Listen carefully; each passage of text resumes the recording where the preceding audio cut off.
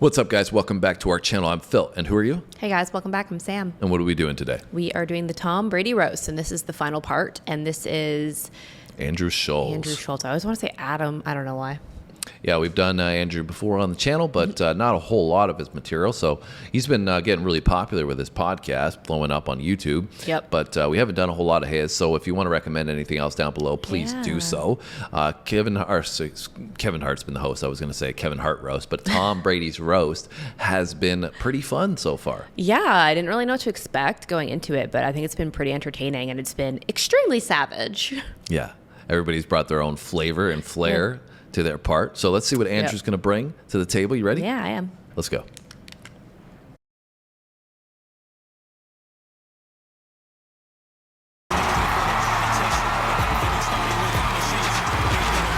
Hello, forum, make some noise.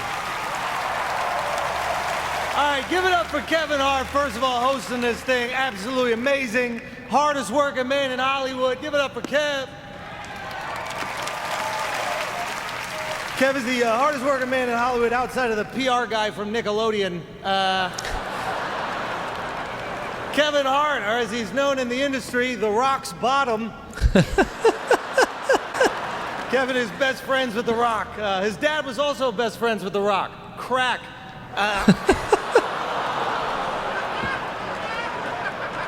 We could smell what he was cooking. Crack. Kevin's a superstar. The only thing you can make fun of him is for being short, but listen, there's advantages to being short. Kevin is the only black guy you can still call 3/5 a person, which is fucking awesome. Because that's what his wife took in the divorce. Guys! What a dais we have here, ladies and gentlemen. Look at this. This stage has seen more head trauma than a Kennedy on the campaign trail. Speaking of brainless patriots, Tom, all your boys showed up for you. Gronk, you hunky retard, look at you. Gronk, you look like your mom fucked a monster. Energy drink. I'm surprised you didn't start your set with, "Hey, you guys." Despite coming across as a mush-brained mongoloid, Gronk actually has a New York Times best-selling book. He is the first author in history to have a ghostwriter and ghost reader. It's amazing. He can't read. He's still trying to figure out what 3/5 is. 3/5 is how much of Nikki's hand goes down her throat after a meal. Whatever you're doing, Nikki, it's working. Keep it up. Julian Edelman is here. I didn't even know that Julian was Jewish until I saw him return a kickoff for a refund. Julian is notorious for having sex with like every Jewish model on the planet, both of them. I'm joking, there's plenty of Jewish models out there, or as they call them in LA, Leo's bagel holes. Dana's here! Dana White, the greatest promoter in history. Make some noise for Dana. Dana's like, oh shit. What's coming? That's what he's saying. Dana's put more immigrants in cages than U.S. border policies.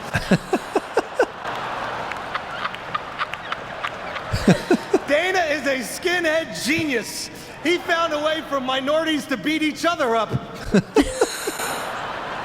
Respect to Dana, though. He's a self-made man. Before the UFC, he left Boston with absolutely nothing. And that's something, Randy, you can completely relate to. Shout out to Randy coming out dressed like Bagger Vance. Someone get him out of a sand trap. I mean, Nikki's pussy. Sorry. He's coming with some rapid fire as well with his roast here, and he's getting in quite a few shots. I would say he's pretty witty as well so far. Like there's some punchlines that could go over your head. I think he's a good blend of like being savage with witty. It's not like he's just coming out and saying like a super straightforward aggressive lines. It's like he's trying to be witty but also like a little bit savage at the same time. Yeah, and he's also, doing the role of kind of complimenting but then roasting right after. Yeah. Some people have been a little more savage thus far and just completely compliments. roasting and being like, I hate this person, basically. Yeah. But he seems to be taking the approach of like, with Dana there, for example, right? Like, he's great, he's fantastic, he's the best, and he just takes advantage of the immigrants. Or even like Nikki, like, I that almost went over my head for a minute because I forgot they talked about before her like eating disorder or whatever. Right. So like her, but then was like, but whatever you're doing, keep it up, you look great. Yeah, so it's okay. Don't be bothered by what I'm saying. I still like you. That's it's like a compliment sandwich or whatever. When it's like, say one nice thing, one rude thing, one nice thing. Yeah, so I think he's kind of playing a little safer than some of the other people have played, but I think he's doing a good job this far. Yeah, me too. I think his lines to Dana though have been my favorite so far. Dana's a character in himself. Yeah. We relate to. Shout out to Randy coming out dressed like Bagger Vance. I don't know who Bagger Vance is. Yeah, I don't know who that is. Someone get him out of a sand trap. I mean, Nikki's pussy. Sorry. Randy is the greatest wide receiver of all time. He's also a civil rights hero. A lot of people don't know this. Randy got expelled from his high school for fighting with racists, but that did not stop him. He fought racists his entire career, and that's why he refused to win a championship for Boston. So give it up for him. You won in the long run. You beat them, okay?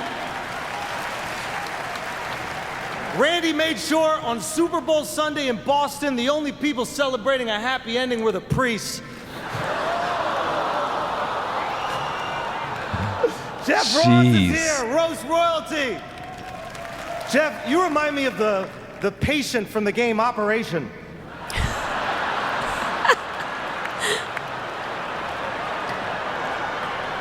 Because every time kids touch you, you light up.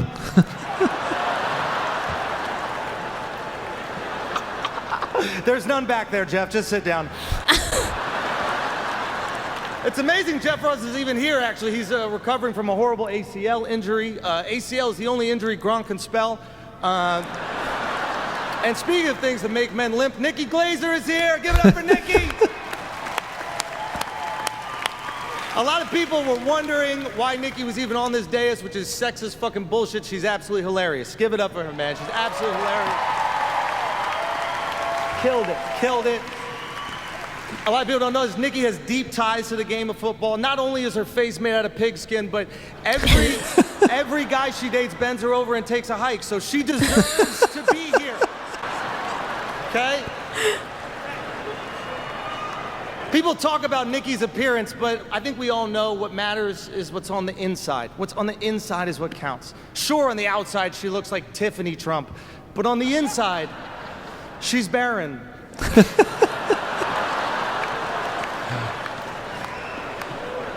Speaking of people that can no longer deliver, let's talk about Tom motherfucking Brady. He's like, oh, here we Man go. in the arena, Almost forgot that this guy was getting Literally, roasted. this is the main purpose. Yeah, it's like everybody else has been catching it so Destroyed. far, Yeah. catching strays from Andrew, and it's Tom Brady's. I literally forgot that we're supposed to be roasting Tom Brady here. Tom, I know Bill Belichick showed up late, but don't worry, I'm sure he has someone secretly recording this so we can watch the whole thing later, okay? Bill is secretly filmed more guys playing for the other team than Diddy.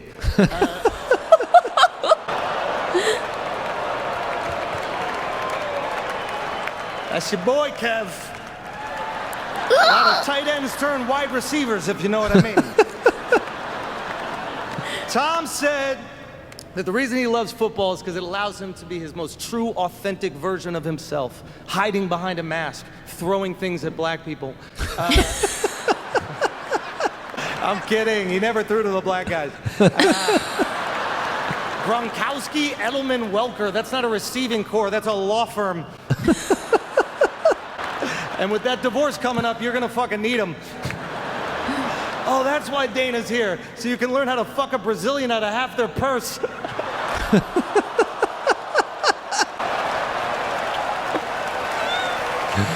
Oh, Andrew's killing it. He's killing it. Tom, you became the GOAT by being the fiercest competitor on the planet. Tom was once asked which one of his rings was his favorite, and he said, the next one.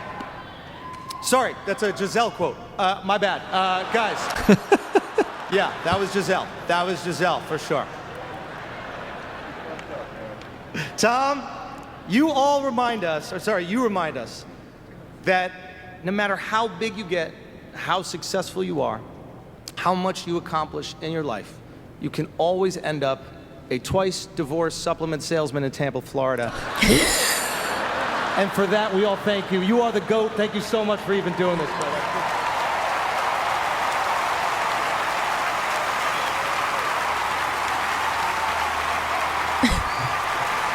God damn it. Andrew Schulz. Worth the goddamn hype, man. You're hearing his name a lot more and more, and it's deserved. It was great. I gotta be honest, it was fucking great. Guys, don't go down. Fucking show him the love. It was great. I think it was great. I think he did a good job. Yeah, I thought he did a good job. I didn't know Tom Brady was twice divorced. I didn't know that either. Interesting.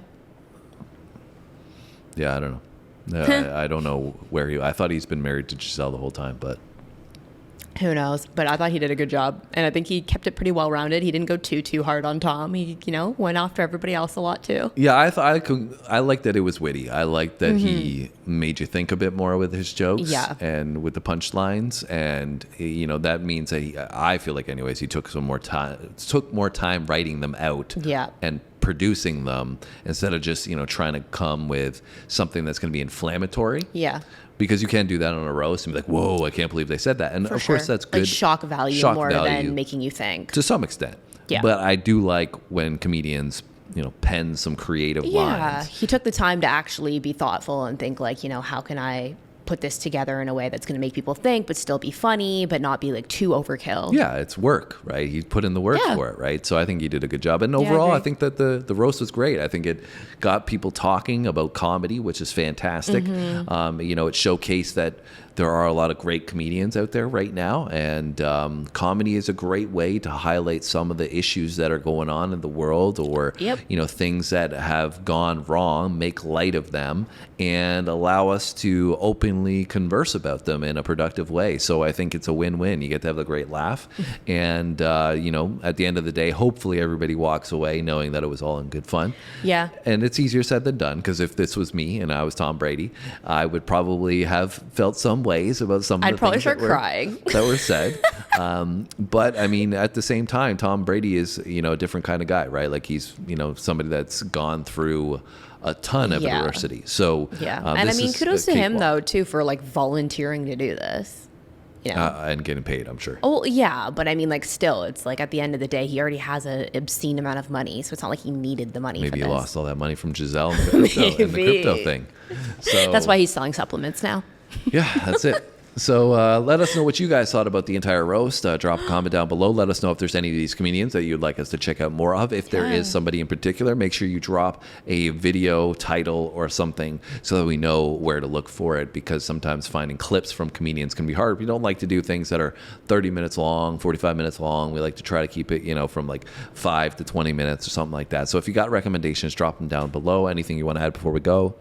No, I think I would just like to say that I'd like to see something else from Nikki Glaser because we haven't really done many female comedians and I enjoyed her. So if you guys have anything to recommend from her, I know she does have a Netflix special, I believe, but like Phil said, like we try to stay away from super long things just to keep it easily digestible and like for you guys to watch, us to do. So if you have anything else, like maybe stand up from her, that'd be great. All right, guys, that's it from us. Have a great day and we'll see you tomorrow. Thanks for watching, guys.